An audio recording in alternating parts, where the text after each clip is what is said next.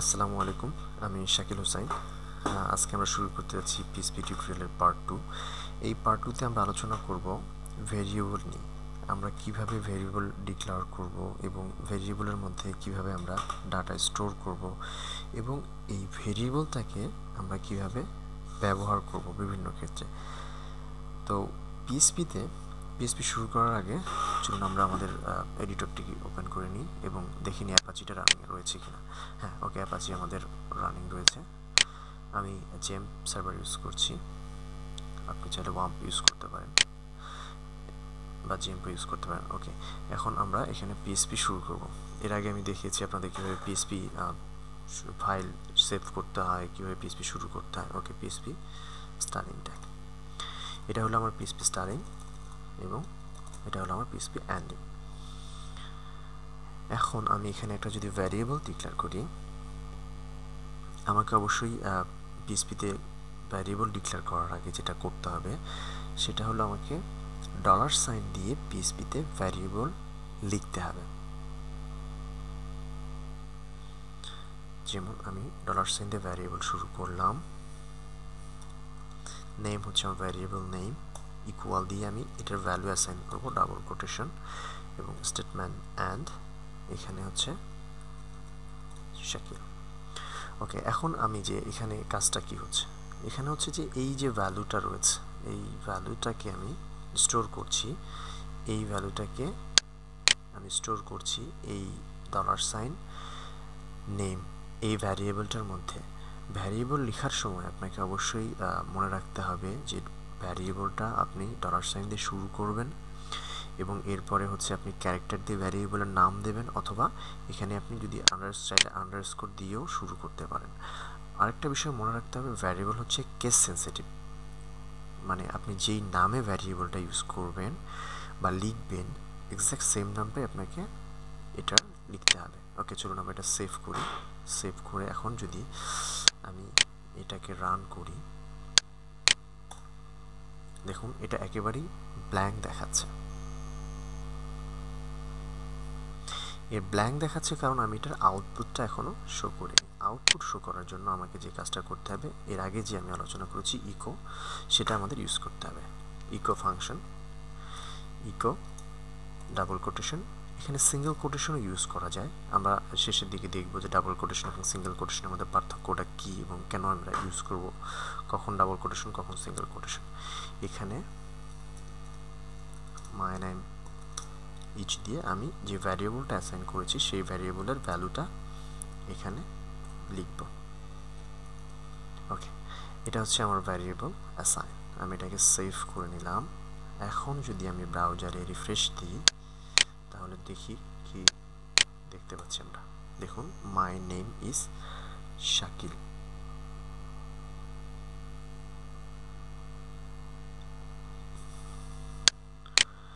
এখন আমার যদি আরও ভ্যারিয়েবল দরকার হয় আমি লিখব স্ল্যাশ দিয়ে, যদি লিখি সেকেন্ড নেম,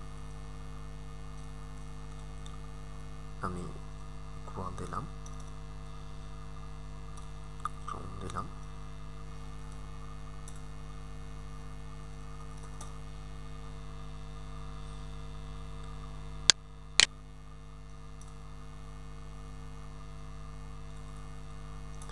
এখন আমি এখানে স্পেস দিলাম, দিয়ে আমি সেকেন্ড ভ্যারিয়েবলটাও ডিক্লেয়ার করে দিলাম। এখন এখানে এই হোসাইন যে ভ্যালুটি রয়েছে সেটি হচ্ছে এস নেম এই ভ্যারিয়েবলের মধ্যে স্টোর হয়ে যাচ্ছে। এখন আমি এটাকে সেভ করব। সেভ, আমি যদি ব্রাউজার থেকে এটাকে রিফ্রেশ করি তাহলে দেখতে পাবো আমার সম্পূর্ণ নাম এখানে দেখাচ্ছে।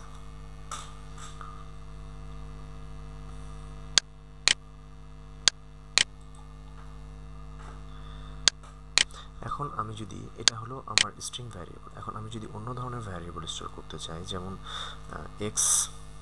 এক্স ইকুয়াল টু, যদি আমি নাম্বার ডিক্লেয়ার করতে চাই তাহলে আমি এটাকে এইভাবে করব, 10 comma y, dollar sign y equal to 20। এখন আমি দেখব যে x এবং y এই দুটো ভেরিয়েবলকে কিভাবে আমি সাম করব পিএসপিতে। ইকো আমি লিখে দিব x প্লাস y এবং এটা সেভ। এক্ষেত্রে আমি যদি রান করি তাহলে দেখুন আমাকে এখানে আউটপুটটা দেখাচ্ছে কিন্তু একেবারেই সাথে। তো চলুন আমরা এখানে একটু HTML ইউজ করি। এখন কথা, HTML ইউজ করতে হলে আমাকে অবশ্যই এই ডাবল কোটেশনের মধ্যে ইউজ করতে হবে এবং এই ডট এটাকে বলে পিএসপিতে কনক্যাটিনেশন। এখন আমরা কনক্যাটিনেশন এই রেজাল্টটাকে আমরা অন্য একটা ভ্যারিয়েবলের মধ্যে রেখে দেব। যদি আমি আরেকটা ভ্যারিয়েবল ডিক্লেয়ার করি z ইকুয়াল, এইটা আমরা এখানে রেখে দেব এবং আমরা জেডটাকে এখানে প্রিন্ট করব।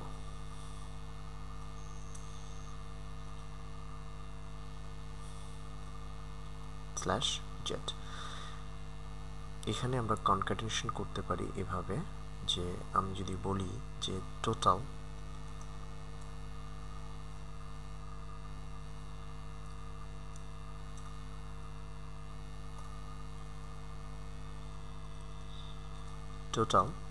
এবং এখানে আমি এই ডাবল কোটেশনের মধ্যে HTML লিখতে পারি।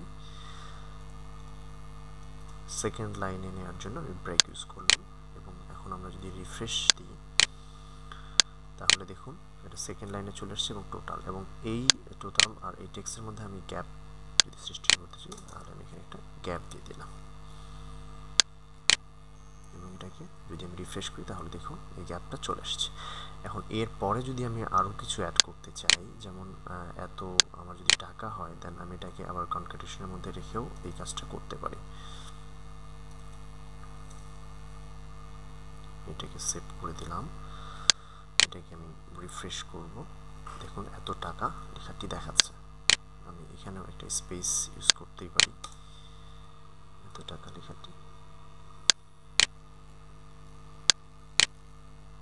এই হলো আমার টোটাল 30 টাকা। এটা আমার একটা পিএসপি ভ্যারিয়েবলের সাথে আমি অন্য একটা ভ্যারিয়েবল কনক্যাটিনেশন করলাম। এখন আমি বলবো যে আমরা ডাবল কোটেশন এবং সিঙ্গেল কোটেশন কখন ইউজ করি। দেখুন আমরা যদি এভাবে লিখি গো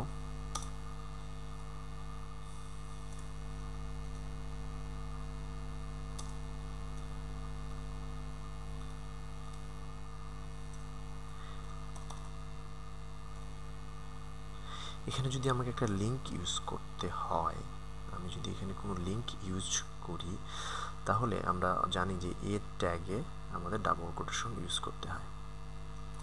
এটা আমার ডাবল কোটেশন, এই হলো আমার এটা ক্লোজ। এখন আমি এখানে চাইলে জেড ভ্যারিয়েবলটাকে যদি নিয়ে নিই এবং অবশ্যই এটার আগে আমি একটা ব্রেক দিয়ে দিব সেকেন্ড লাইনে দেখানোর জন্য। এখন আমি এটাকে ডাবল কোটেশনে লিখলে এই কোডটা এক্সিকিউট হবে না, কারণ একটা ডাবল কোটেশনের মধ্যে আমি কখনোই আরেকটা ডাবল কোটেশন লিখতে পারি না। এটার জন্য আমরা একটা ব্রাউজারে ইরর দেখতে পাবো। আউটপুটটা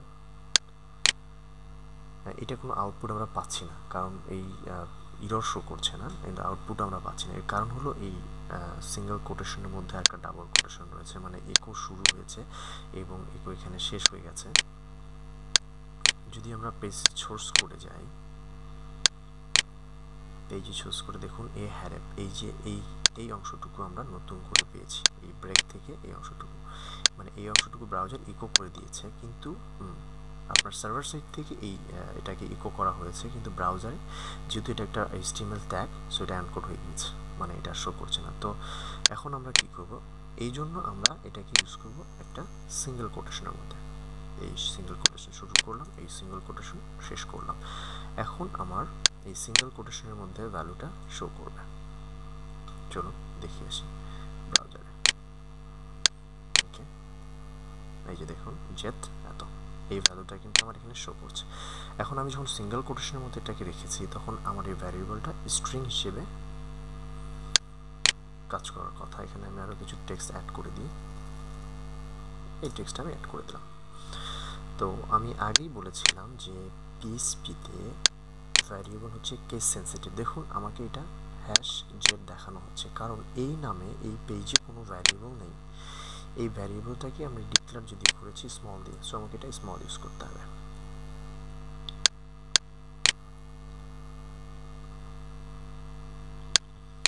এবং এটার জন্য আমাকে কনক্যাটিনেশন নিয়ে আসতে হবে।